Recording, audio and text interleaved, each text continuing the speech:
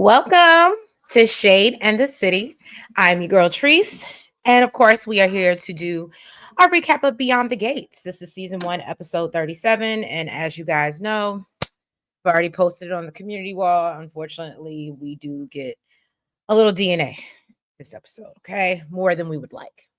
However, if you guys have not already, please make sure that you go ahead and hit that like button. And if you liking the vibe, go ahead and subscribe, y'all. Okay. And yeah, let's jump right into it because I gotta get ready for episode 38. But yeah, let's jump right into it and let's get shady.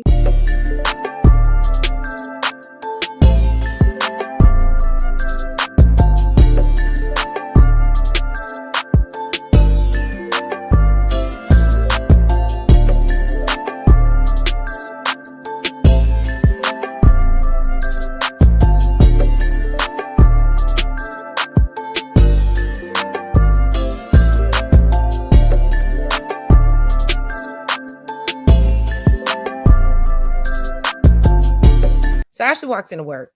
She sees Shanice going through Doug's schedule. Doug rolls up and overhears, that they're having a conversation. And so at this moment, all of this is interrupted when Derek comes off the elevator with one of his crew. I guess you would say, apparently Kirkland is his name. He was injured. Apparently, it was supposed to be Derek in his position, but they had switched assignments and now he's hurt. And so they rush him in and, you know, Doug leaves to go care for this Kirkland. And of course, Derek is just stressing out and just hoping he's going to pull through. And then, but at the same time, he's also trying to reassure Ashley that this is not like a routine thing, because we know that she had the conversation with him the last time we saw them, that she's concerned about him one day being seriously hurt in one of these fires. Doug comes out of surgery, and so Derek wants to know, well, how is he doing? And of course, they can't share the information, but he does let him know that I did let the team know. And so we learned that Kirkland has been stabilized, even though I know y'all really don't care, okay? And Doug then goes over to Shanice and tells her to book another surgery. She tells him she doesn't think this is a wise decision.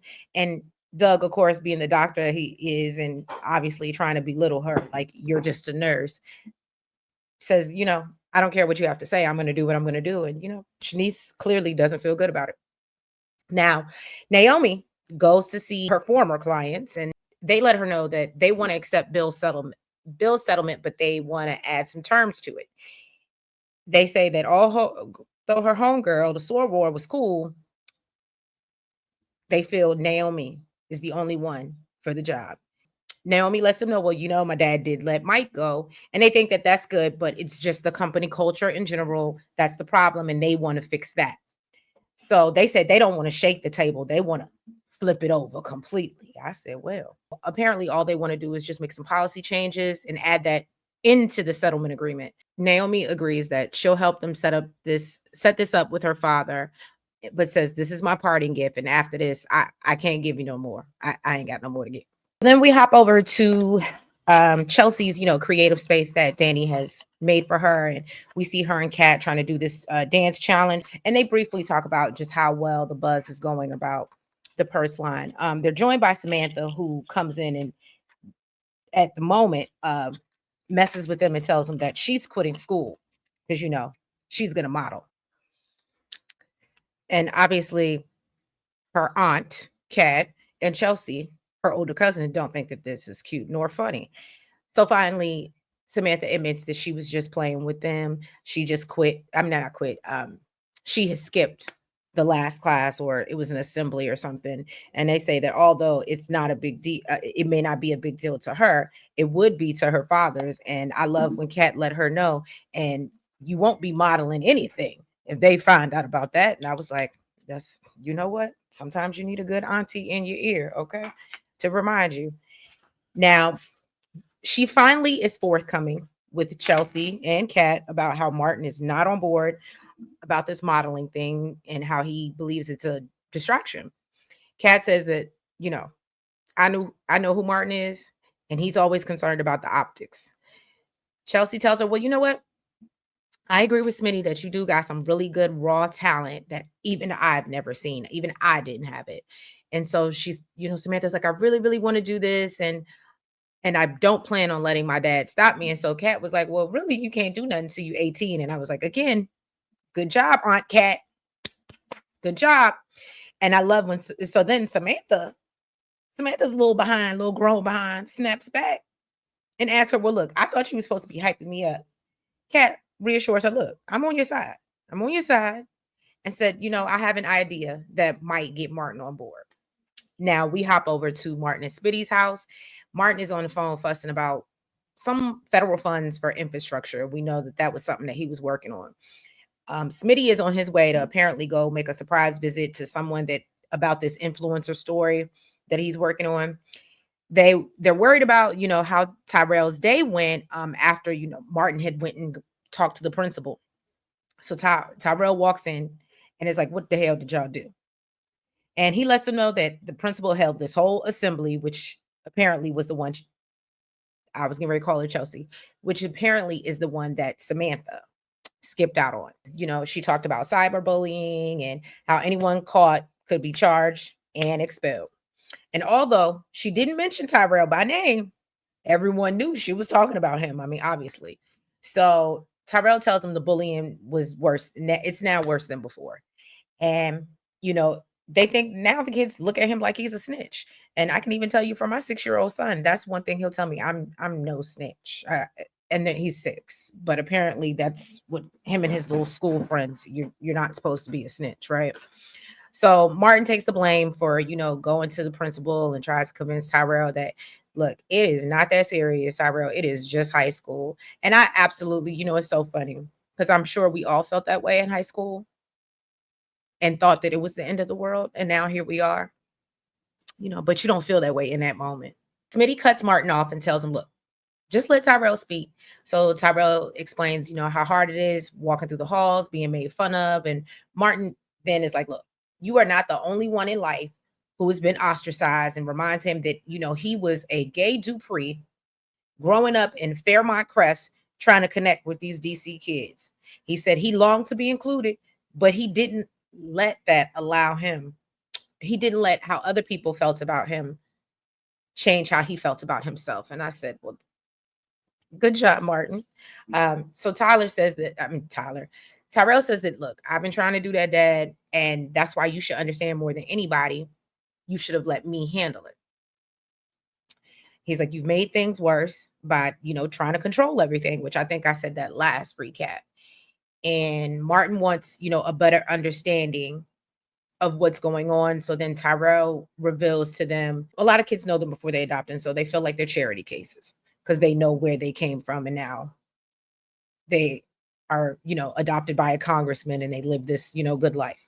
So Tyrell basically tells them, look, I feel like y'all ain't got no respect for me, my wishes, and so I would appreciate if y'all just stay out my life. And then, of course, he runs upstairs like all teenagers do, right? And Smitty chastises Martin and lets him know that, you need to protect Tyrell by teaching him to stand on his own. And I absolutely agree. But I don't know, by the end of this episode, we see I was happy with it. I don't know your thoughts because I know some of y'all don't care for the kids, nor Martin or Smitty. Now, Vanessa shows up at the hospital to have dinner with or meet Doug for dinner. Shanice says, oh, the anointed one actually remembers to eat. And Vanessa was like, where is this energy coming from? And so Shanice is like, you know what? I'm so sorry. That was so uncalled for. And she said, look, he's in surgery. And Vanessa's confused because she was like, why would he be in surgery when we're supposed to be having dinner? So Shanice finally is like, look, Doug has been scheduling surgeries like crazy. And Vanessa's like, well, that's okay. I'm sure he can handle it. And Shanice is like, look, she knows he's good, but he's been going a little overboard lately. And even the best need a break. She asked Vanessa if something's going on at home. And meanwhile, there's some doctor, which I didn't catch his name, who's at the nurse's station ear hustling.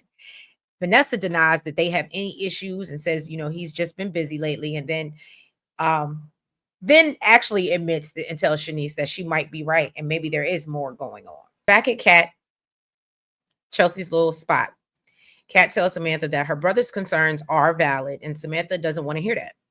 She says she's not this naive little girl and brings up again how her and Tyrell had this hard life before joining this family. She makes it clear that she can handle hard situations.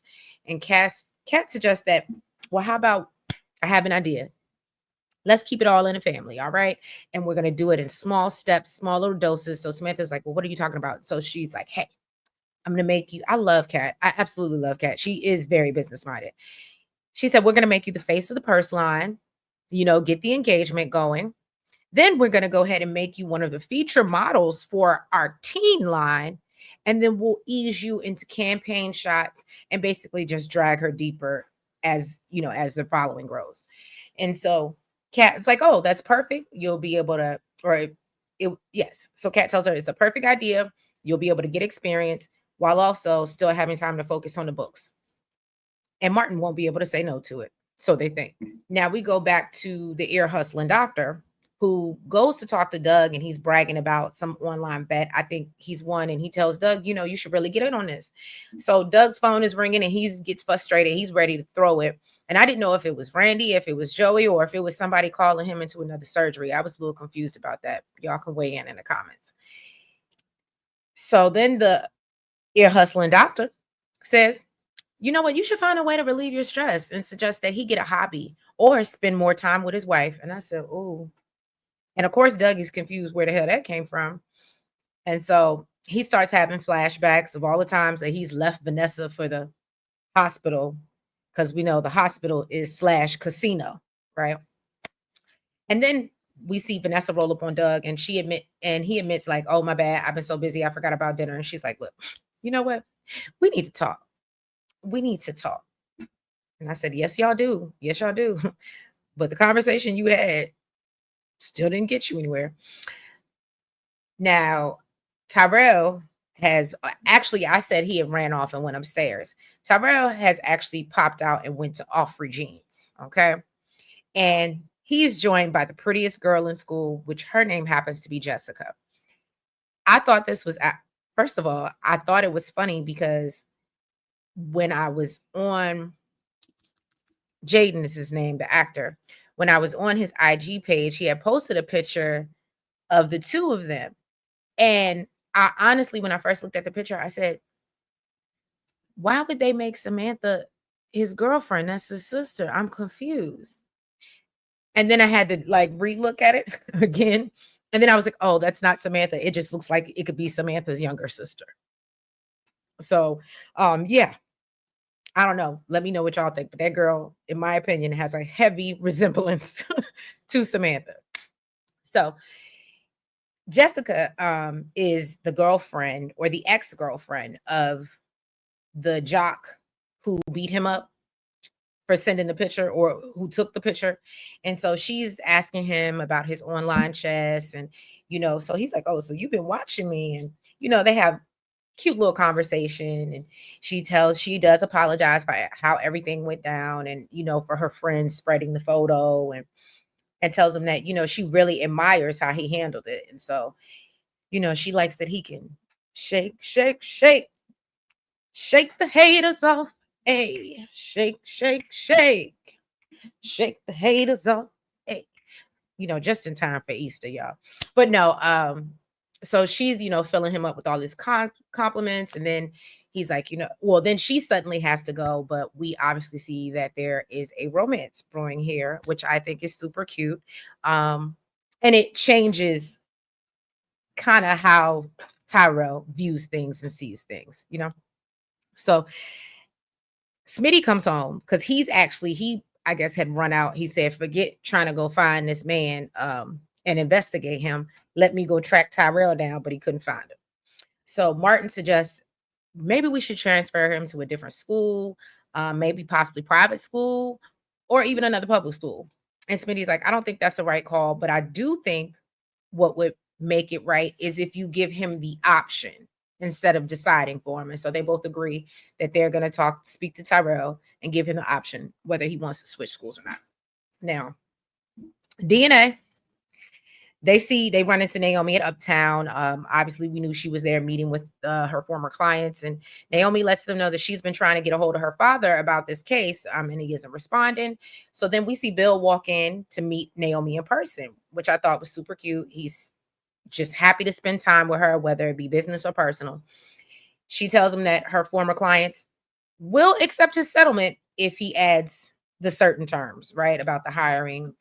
And so Bill is like, well, what's in it for me? And Naomi lets him know that they want to help influence the hiring practices. And Bill questions, well, what happened to you not wanting to jeopardize your relationship with me? And Naomi said, well, it won't be jeopardized if you just agree to the settlement. And I said, touche, touche, Naomi. Bill says, I'm not gonna give them anything else than what he originally offered. And Naomi says, well, I'll relay that to my soror. That basically you're not serious. And this will be a big high profile case for her to get. She just took out some Hollywood producer in court. So she would love taking out your law firm and add that to her roster. I said, "Mm." And so finally, of course, Bill can't help but kind of smile, but he agrees that, okay, fine. Send over the paperwork and I settle. And then before he walks out, he says, well played, counselor. And that was really cute. Now, meanwhile, while this is going on, the A in DNA is watching in the distance, and she's like, "Oh, and I hope Naomi's okay. I always feel like she's being dragged into mess with her parents." And Derek says what we all were thinking about him and Ashley, which is you really have a thing about being overly concerned about other people.